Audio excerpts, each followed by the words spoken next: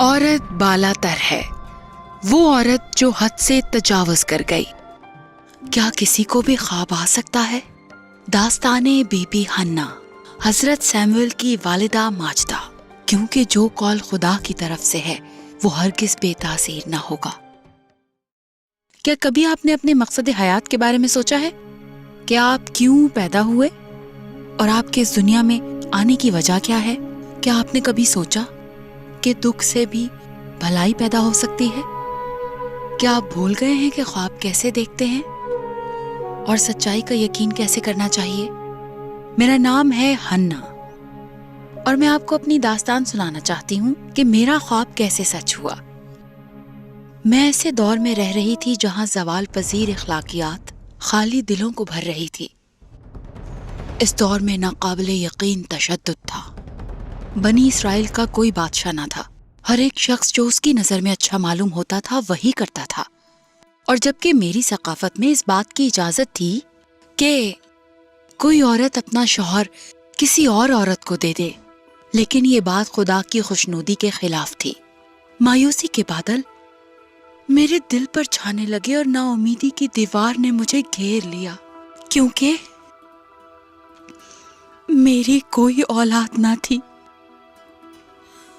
جب آپ کو سال ہر سال لوگوں کے طنزیہ جملے سننے پڑیں تو آپ خود کو حالت جنگ میں پاتے ہیں۔ یہ جنگ ہے آپ کے ذہن کے لیے، یہ جنگ ہے آپ کی روح کے لیے، یہ آپ کا دل سخت ہونے کے خلاف جنگ ہے، اور یہ لڑائی ہے کہ ہم جھوٹ کا یقین نہ کریں۔ اور ایک دن بس میرے صبر کا پیمانہ لبریز ہو گیا اور میں بیت اللہ گئی، وہاں جا کر دعا کرنے لگی، میرے رب یہ ٹھیک نہیں ہے، یہ سب کچھ میرے ساتھ ہی کیوں ہو رہا ہے؟ یہ صحیح نہیں کہ ہر سال میرا مذاق اڑایا جائے اور مجھے حقیر سمجھا جائے۔ اب میں کیا کروں؟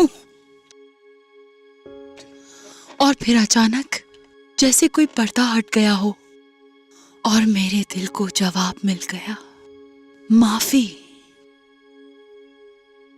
مجھے سب کو معاف کرنا چاہیے، اور یہ فیصلہ جب مجھے کرنا پڑ رہا تھا تو یہ میری حیثیت سے بڑا تھا۔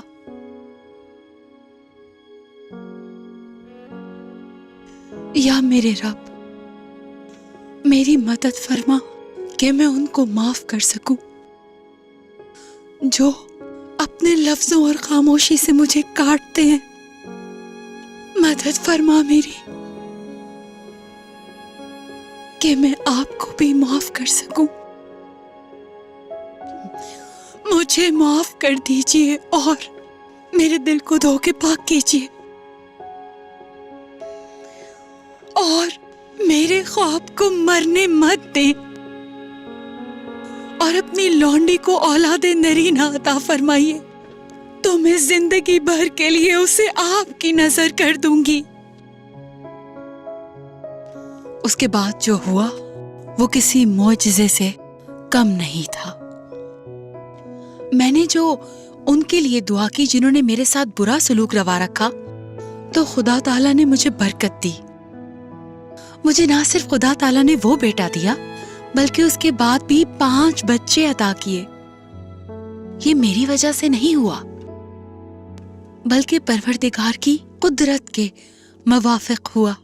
جو ہم میں تاثیر کرتی ہے وہ ہماری امید سے کہیں زیادہ کام کر سکتی ہے اور کارگر ہے، اور اس کی جو قوت ہمارے اندر موجود ہے ہماری ذات میں۔ خدا الہی طور پر خوابوں کو تشکیل دیتے ہیں تاکہ وہ دکھوں اور مصیبتوں کے دور میں ہمارے اندر پلیں، کیونکہ مصیبتیں پیدا کرتی ہیں صبر کو، اور صبر پیدا کرتا ہے پختگی، اور پختگی سے امید، امید جو کبھی مایوس نہیں کرتی۔ تاریخ ان کی منتظر ہے جو اپنے خیالوں میں محو ہیں کہ وہ جاگیں اور خدا تعالیٰ کے پیارے ہوتے ہوئے اپنی صفیں سنبھالیں اور یہ یقین کر لیں کہ خدا تعالیٰ کے لیے کچھ بھی ناممکن نہیں اگر یقین رکھو۔